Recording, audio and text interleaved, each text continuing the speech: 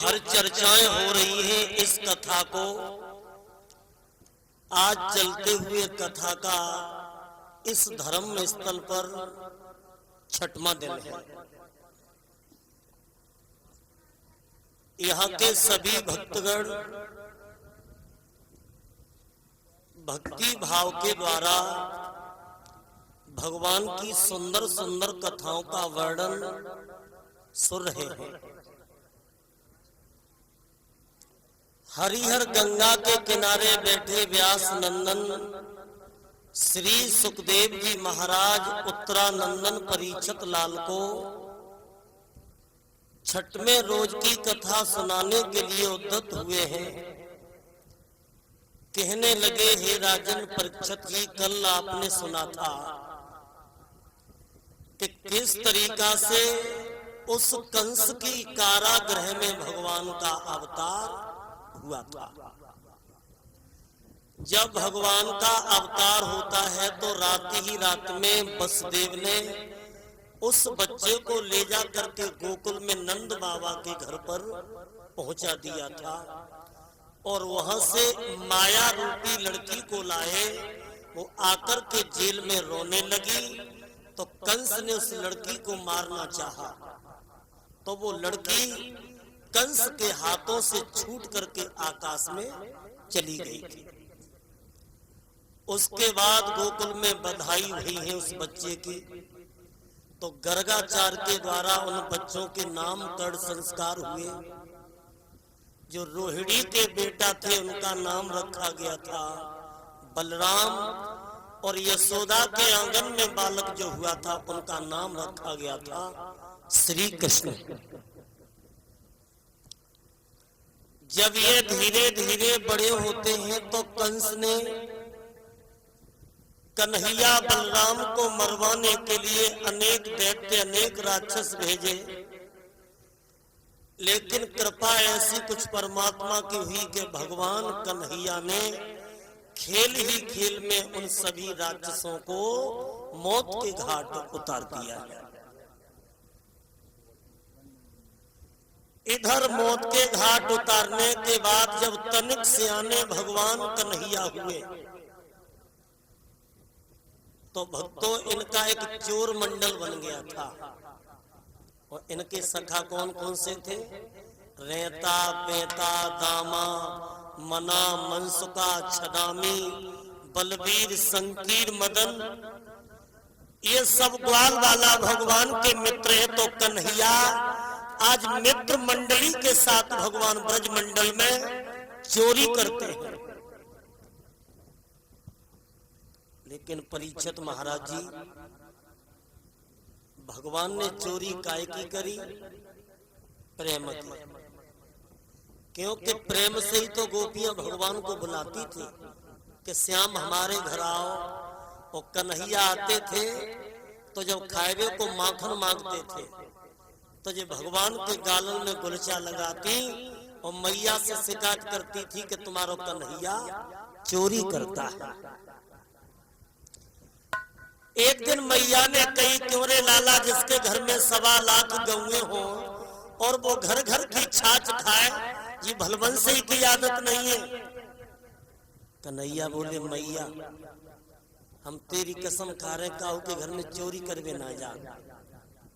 हम काऊ के घर में चोरी करवे ना जा। पहले तो ये ग्वाल वाला सब बुलवाते हैं, ग्वालिनियां बुलवाती हैं और घर को सारा हमसे काम करवाती हैं। और जब हम माखन खाएबे को मांगे तो ये हमारे गालन में गुलचा लगाता। अब हम चोरी नहीं करेंगे। अब तो हम बलदाऊ भैया के साथ गैया चराने के लिए बनखड़ में जाएंगे। तो आज वो कन्हैया छोटे से ही बड़े नटखट थे, गैया चराने जाने लगे।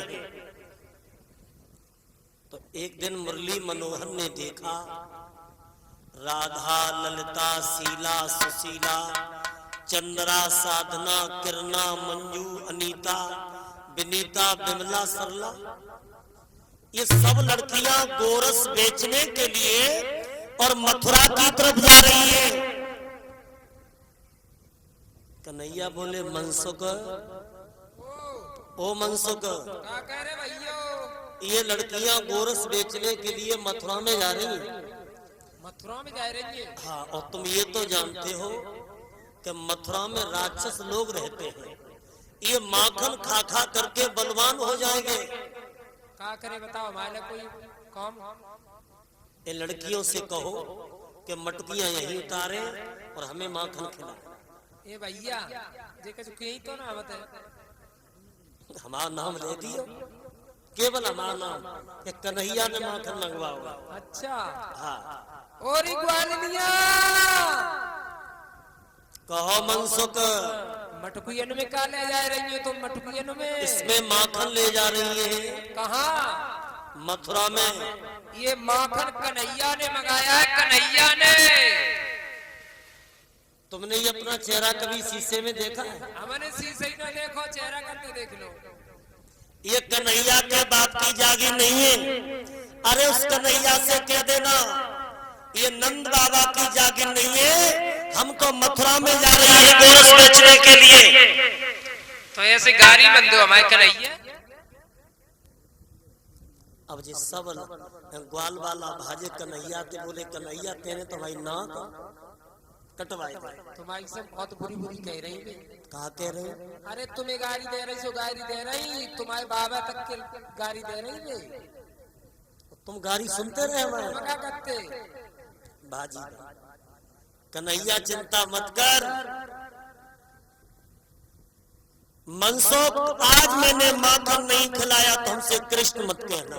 तो भाई बात बनी भैया। अब भगवान बड़े नटखट थे, सो बरगद के पेड़ से सब ग्वालन को लेके और पत्थर लेके छिप गए और लड़कियां निकली। सो कन्हैया ने पत्थर हाथ में ले मटकियों को फोड़ दिया और जैसे ही मटकियां फूटी हैं तो भगवान सामने आ गए और बोले हैं राधा,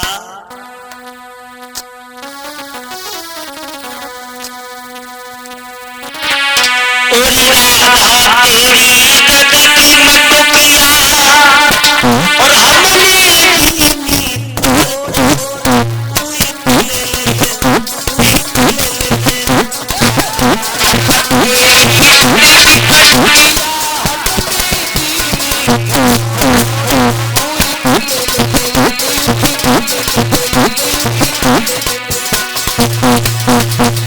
भगवान बोले हैं राधा,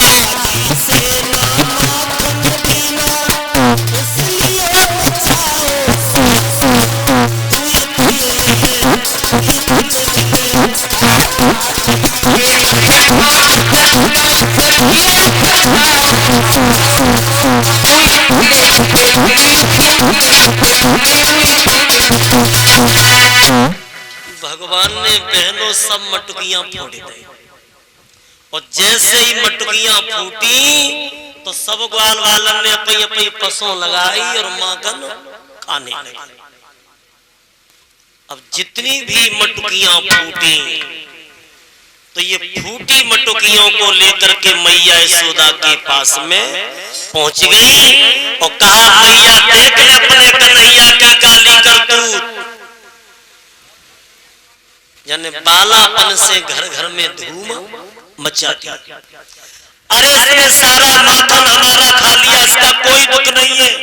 दुख एक बात का है कि मेरी सारी मटकियां फोड़ दे।